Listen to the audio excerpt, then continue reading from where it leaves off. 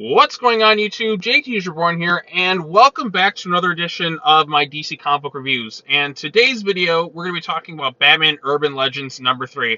Now, the thing with Urban Legends is I've been really loving this whole Red Hood storyline written by Chip Zdarsky. Other stuff's been kind of alright. You had like a little brief thing with Harley Quinn one shot. You had another one shot like last week. I can't even, or last month, I can't quite remember what it is. But you're going to have like a little like single one shot kind of thrown in here. It's just this big anthology book, so you get a variety of different stories. We get the final part of the Black Lightning and Katana storyline. We get like the third part of this whole Grifter 6-part storyline, third part of this Red Hood thing. Then we have this really bizarre like Lady Shiva story bit, which I just don't even know what to make of it. So let's go ahead and talk about this issue in general, and we'll just kind of summarize the different stories. I'll give my overall impressions, and we'll just kind of wrap it up from there. But overall consensus, like, I'm really loving the Red Hood thing. The Shiva one was kind of weird. The Grifter thing, it's taking some directions where I don't exactly know where it's going to go, because it seems like Grifter has all these other various allegiances just kind of being thrown in together. And the Katana and Black Lightning thing, the way it kind of ends, I'm just left kind of scratching my head just a little bit, like, what was kind of the point of that thing? So let's go ahead and talk about this thing. So Red Hood, Batman, and Cheer, part 3 of 6. This is the best thing by far. This is the Chip Zdarsky one, and it's the Red Hood thing. You have the Kid Tyler, Lady Shiva, and Death Wish, which was written by Che Grayson. Then you have the Outsiders in The Caretaker, part 3 of 3. So that's the final part of this little story bit. And then you have Grifter and The Long Con, part 3 of 5. So that thing's got 2 more issues left, and then that one wraps up. So Urban Legends, it's giving me a nice variety of stories. I'm really liking the whole anthology angle, because if I'm not enjoying one story, there's always like something else kind of along the lines that I can enjoy a bit too. So this one's really good. We have Tyler, who considers himself the Blue Hood. As you all know, Jason Todd killed his father, who was this drug dealer who was just a really shitty dad who didn't give a shit about his son. The kid's mom is a ODing. They were feeding drugs to this poor child. So Jason killed the father, and now he's really concerned that he doesn't want this kid to go into the system like Jason did. He's trying to be there, and he's trying to make up for things, and he's like, him and Batman have a little conversation. Batman, we get the soft moments where him just being smiling and giving the kid a lollipop, just kind of like pushing him to the side. He has a conversation with Jason, and Jason killed this guy, and he's really like, the guy, he believes the guy deserved it, but he's really regretting his decision, because not only did he let Batman down, he let Barbara Gordon down, and you don't let down Barbara Gordon unless you're Dick Grayson half the time. I don't know, I'm just making a joke. But he's like, look, I can't put that kid in foster care. He can't go through that system. I went through the same thing. I am not letting this kid go through this. I'm going to try and save this kid somehow. And he's like, we got to find a solution. And the mom's in the hospital. She could die. It's a really scary situation going on right now with this whole thing.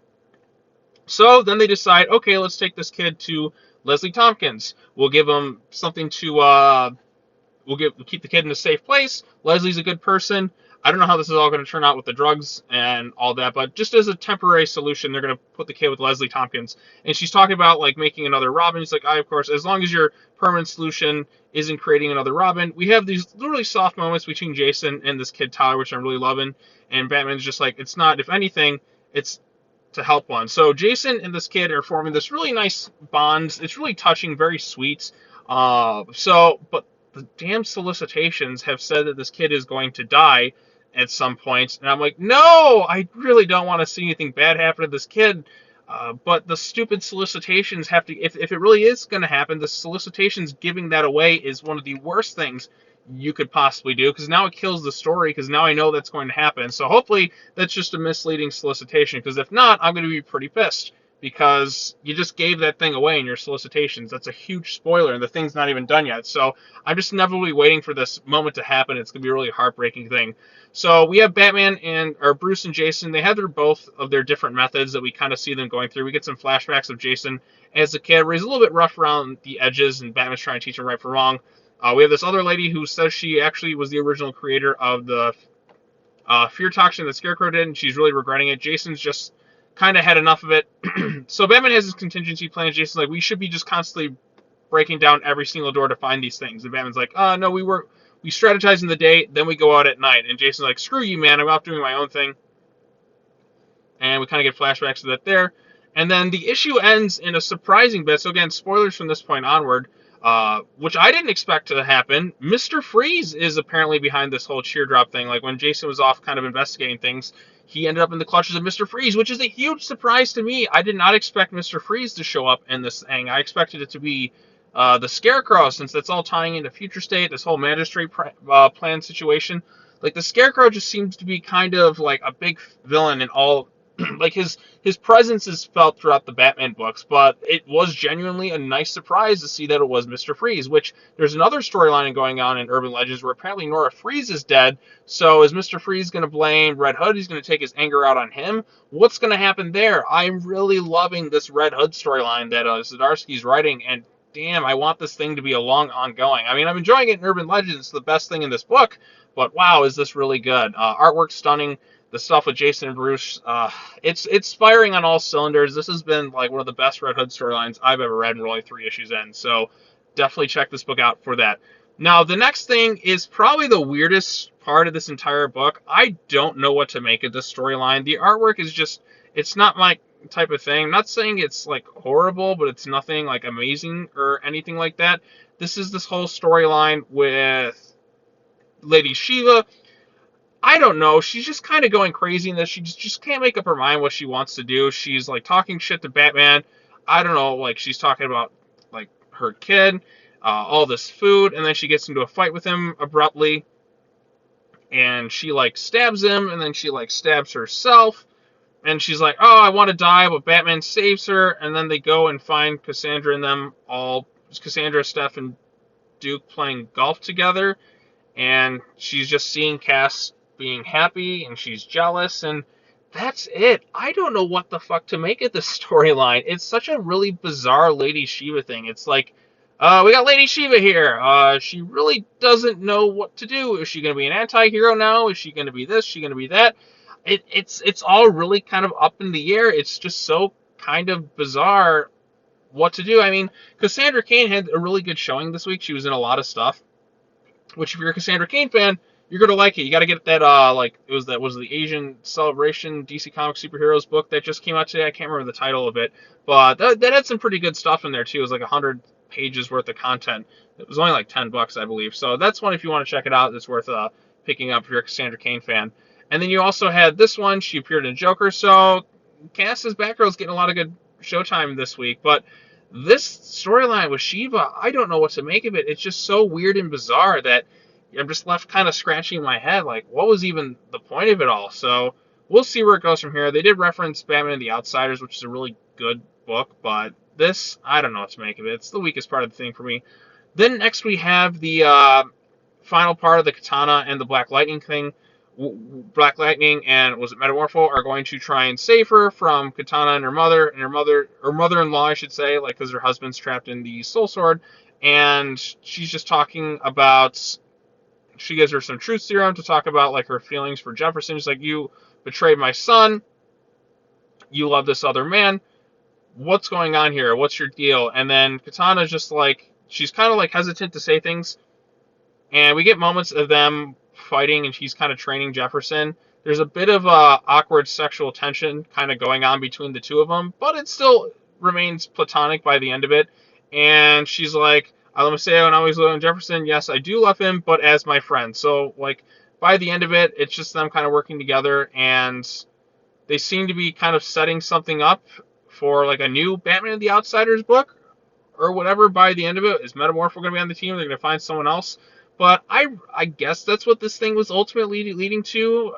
I guess it's kind of touching on the, I guess, growing, like, sort of romantic will they, won't they type thing that's kind of brewing between Black Lightning and Katana. It's been kind of there in the background if you read Batman and the Outsiders. Like, you definitely feel like there's something there, but it's not like this will they, won't they, are they going to confess feelings for another. It's just kind of something that's just kind of under the surface, which, you know, when it comes to relationship stuff, I'm more of somebody who kind of likes something where it's a bit under the surface as opposed to just kind of like really clingy or just like, that to me just feels more mature and more natural. So I don't know what they're going to do with that. Are they going to actually like follow up on it? Is this just setting in stone that they're always just going to remain like close friends? Is there something there? it is kind of interesting in that regards, but I have no idea where it's gonna end up. So it just leaves me kind of scratching my head. If you're not gonna do anything, it was just what was really the point of this three-part story bit? So unless it's meant to just kind of like put that to rest and to set up things for like another book coming out later on this year. So we'll see where it goes from here. But overall, it was just kind of just an okay conclusion to this three-part story bit. And yeah, so that's that.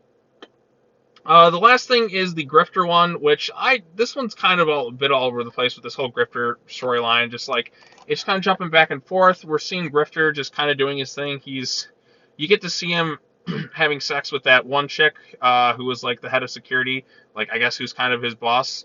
So like he's a bit of a womanizer. He's just sleeping together. He's just kind of being a tough son of a bitch, doing his thing. He's being Grifter. That's basically it. He's kind of got some underlying motivations with Lucius Fox. It's like he's playing kind of all sides for his own benefit. And like Batman seems to kind of know something's up with him. No real mention of the stuff that happened with. I don't know if Red Hood's going to go after him again, or the stuff that happened with Nora Freeze, or if that's going to factor in somewhere. At least I think that was one of the Urban Legends things. I don't know. It just seems to be kind of going a bit all over the place. So I really don't know what direction the Grifter storyline is going to get in. Yeah, you're going to have some laughs with Cole with some of the stuff that he does, but it just feels like one of those 80s cops movies with like a Martin Riggs or something, just kind of the way he's acting and such. So that's kind of the vibe I'm getting from this with Cole's character. So you're gonna get kind of bits of that. He's trying to like do some sneaky, shady stuff at Wayne Enterprises. There's one moment that really just kind of I really don't like, and it's during a conversation that Bruce has with Lucius where they're talking with each other. It's Fox and the rich boy Wayne. They're kind of coming up the elevator. Cole's trying to hide. Um, it's part of this conversation that they have. I don't know what he's doing, but you're letting him do it, Lucius. And it's my company now to do that, Bruce. You don't have a say anymore. Well, fuck you, Lucius. Sorry. I hate to say that because I like Lucius Fox as a character, but Bruce got completely screwed out of his company during the events of Joker War. This is his company. Catwoman and all that screwed him entirely out of his fortune in that. And he's just not getting it back. And I think that's kind of bullshit, how Lucius Fox knows exactly what happened with Joker War and all that, how like Joker screwed Bruce out of all his assets and he was able to take control, and the fact that Batman's just not able to kind of get it back in under his pocket, and like the Foxes aren't just like going to do kind of the right thing because they know he got screwed over. They're not really trying to like help him get back on his feet in that regards. Like I don't like that. I think that just kind of undermines Lucius a bit as a character. Just the fact he's like, it's my company, not yours. Well, it should be Bruce's. He got everything got stolen from him during the events of Joker War. That's really not fair, Lucius, and you know this stuff too. So why? Like it's ridiculous. I really don't like that. I kind of want to see Batman just get his fortune back at this point. Again, I know this just kind of happened back in Joker War, but it's just kind of bullshit reasons how he lost his fortune, and Lucius Fox is like, it's not your company anymore, it's mine. Well, screw you, pal. No, it should be his company. Everything got stolen from him, and you know this. You know he's Batman. You know what he does. I don't know. It just makes the Foxes seem kind of unlikable instead of just kind of doing the right thing, which it just feels like kind of out of character for them to do. At least the Lucius Fox in my mind. So yeah, overall, Batman Urban Legends number 3 was still a solid package. The Red Hood thing is by far the best aspect of this entire book. I'm just on the edge of my seat just reading every single page in that thing, and I'm like, oh, Batman Urban Legends is out this week. I'm really excited to see what happens next. The Katana and Black Lightning storyline kind of ended just kind of to me. Like, I just don't really know what. I guess it's just to set up another book at some point, or maybe another storyline in the Batman Urban Legends title. The Lady Shiva thing was just kind of weird. It didn't really, like, I don't even know what the point of it was, unless they're trying to make Shiva out to be some weird anti-hero, I guess. I don't know. It just kind of ended in a way where I don't really understand what they were going for with it. So, yeah, I really wasn't feeling that one. Even the art just felt kind of off to me. It didn't really engage me in really kind of any way. I just kind of was left scratching my head at what the point of it all was. The Grifter thing, it's been kind of a mixed bag. There's some funny bits with Grifter, but he's showcasing a lot of different allegiances. Like, there's kind of a lot of stuff going on in this whole Grifter storyline. It's just not really fully engaging me like the Red Hood thing is, but I think it's kind of all right. I just kind of have some gripes here and there with just some of the choices made with the characters, particularly like that last bit with Lucius Fox. That kind of rubbed me the wrong way, especially because he knows how Batman got screwed completely, or Bruce Wayne got screwed completely out of his fortune. And instead of doing the right thing and being like, okay, look, let me help give you this back, because Bruce would compensate Lucius in a heartbeat because he trusts Lucius. But like, just the way Lucius is acting, I don't know. It just makes him out to be kind of a dick. So that's my 2 cents on Urban Legends. Overall, I think it's worth checking out, especially for the Red Hood stuff. So, yeah, a lot to say in this thing. What did you think of Batman Urban Legends #3? Did you like it? Did you dislike it? Let me know what you thought of it in the comment section down below. Be sure to hit that bell for notifications. Subscribe to the YouTube channel for more content. And, yeah, that's all I got to say. More comic book stuff coming up. Other content on the channel coming up along the way. And, yeah, that's all I got to say. Anyways, thank you all for sitting through and watching this video with me. As always, take care now. Bye-bye then, and I will see you all in the next video. Peace.